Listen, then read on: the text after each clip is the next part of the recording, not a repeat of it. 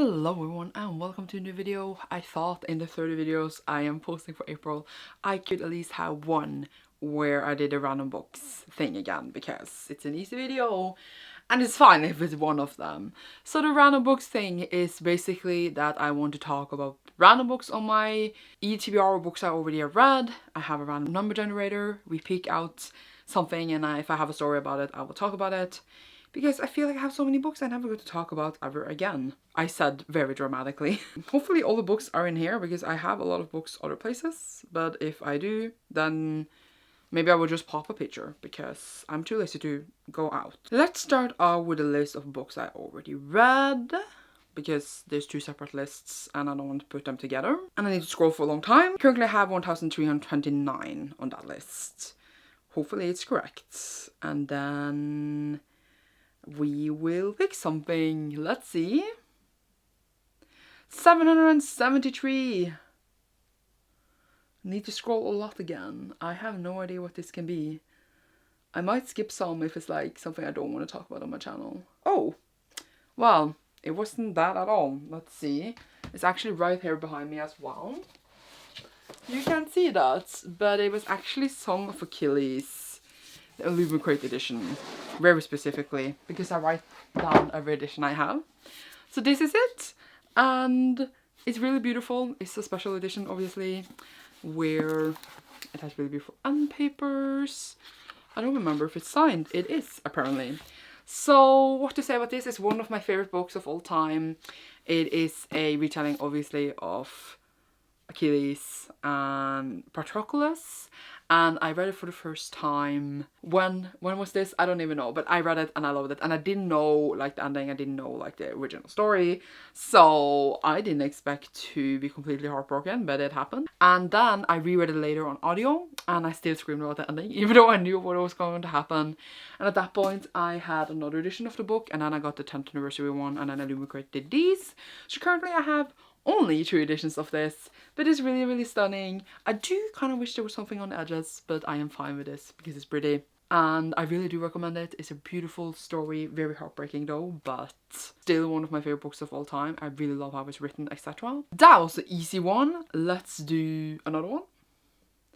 807. It's always like in the same, you know, area.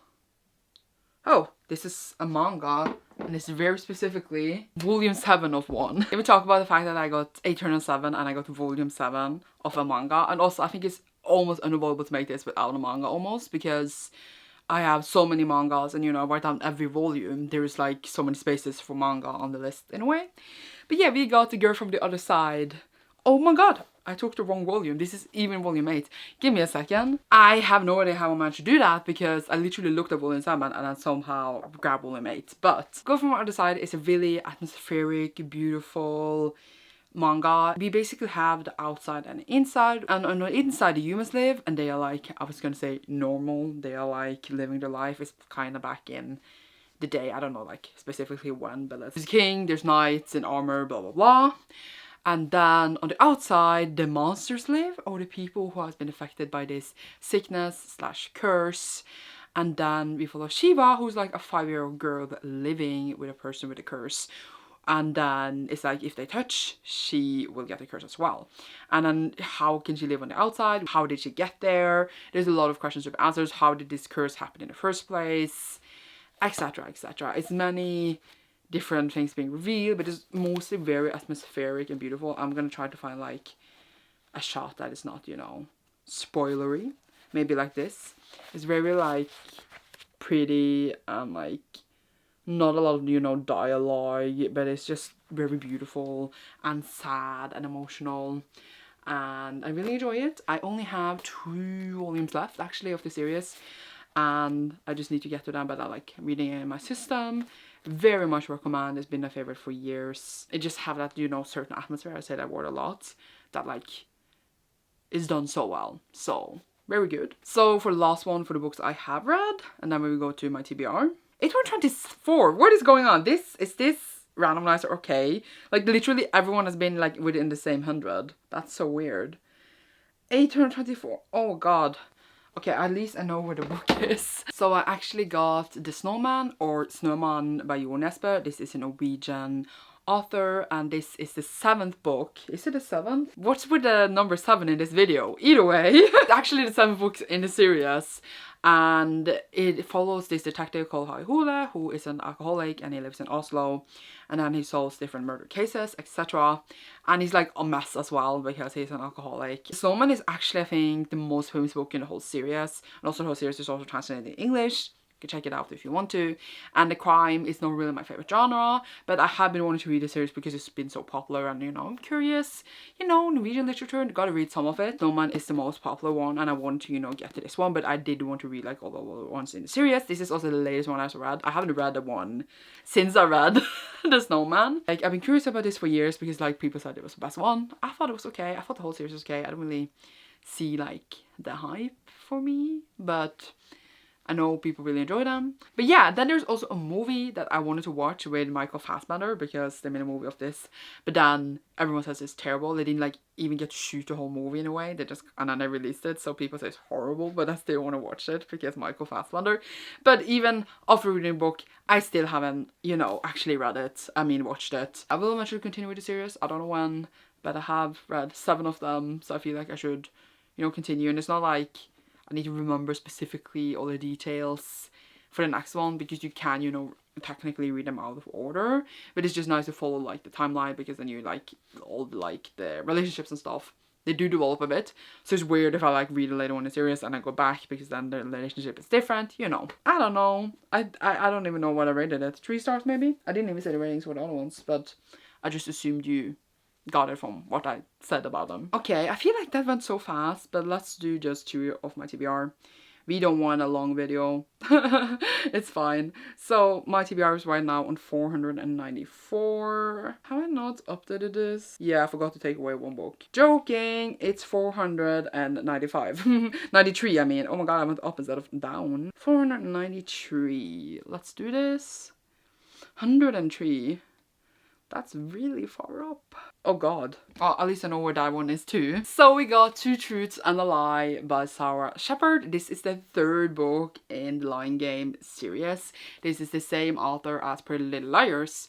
And what to say, back when Pretty Little Liars was a big thing, I did read I think 9 or 8 books and I borrowed them all in the library. And then I never finished the series. And I don't own any of them. But then the Lying Game came out and, you know, all the hype of Pretty Little Liars, which is another series by the author. And it's like 2 sisters, then one of them dies, and then the other one takes that other sister's place because they didn't know they were sisters. I don't even remember. But the series was actually really fun. I did really enjoy it, even though like it got cancelled before we got our answers.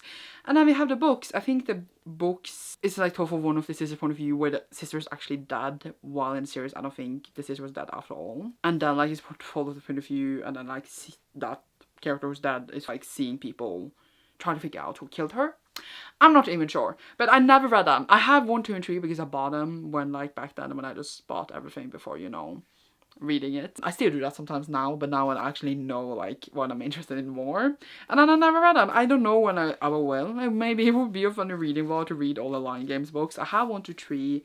I don't actually know how many there are, but they're not as many as Pretty Little Liars. I have this, and this is the perfect example of why this video is a bit funny, because I find like really old stuff that I never picked up and never talked about on my channel. Let's go to the next one. 183. Oh my god, actually moving a bit around here. Oh, this is random, but not really. I'm gonna, oh god, it's like in a really annoying place, but that's fine. So we actually got a classic, and that is Dr. Jekyll and Mr Hyde by Robert Louis Stevenson. And obviously, I assume most people know what this is, but I think it's like someone with split personality, where one is a mad scientist and the other one is not. And you know, I'm not really a classics person. I haven't read that many classics, but I had heard about this, of course, for a long time. And then I watched what is called Penny Dreadful, and that is based on many different classic books, you know, like Dracula, and cannot remember a single one. The Picture of Dorian Gray, and then also later Dr. Jekyll and Mr Hyde. And at that point I just bought like kind of all of the ones based in that, and then I never read it, but I do still want to. It's not that, it's just like I need to be in a certain mood to pick it up. Oh my god, it's literally like 100 and 112 pages, 111 pages. Well, I could read this whenever, but like when I pick it out for something, I probably will. It's super short. I will probably not like it, I will be honest, because I don't like how certain books like these are written, but I have it, and I have it in a collection of those classics, so that's fun. Okay, let's do the last one. 336. Oh, this is wow, I almost lost my phone. I couldn't find it in my shelf, even though it was right in front of me. So we got Slay by Brittany Morris. And this one I just had heard about for a really long time, and then once when I was in the bookstore, I think I just picked it up because I was going to buy books, and then I saw this and I was like, why not pick it up now? I haven't had it for that long. I believe about like 2 years ago, so it's not like, oh my god, haven't read it yet. But I'm pretty sure it's like about a hacker, and that's all I know about like the plot, but I heard really great things. And I also have the next book by the author, The Cost of Knowing, which I picked up assuming I will like this one. I just picked up the next one by the author anyway. That came out last year. So I'm excited to read it when I do. Hopefully we picked it out for something. And it's not like I'm not going to read it. I just will pick it up when, you know, it fits in my stuff. And the cover is nice. So I'm excited for it. Yay, that was kind of an easy one too. It wasn't a complicated story or anything. But here we are. And that was all the random books I was going to talk about today. I hope you enjoyed this video. I know these are so random, but that's kind of, you know, the point. And I needed something easy to film because I'm going insane, but it's okay. Okay, you see me soon in the video. Thank you so much for watching. Leave a person with a computer emoji down below for the hacker in Slay. And you see me soon. Bye!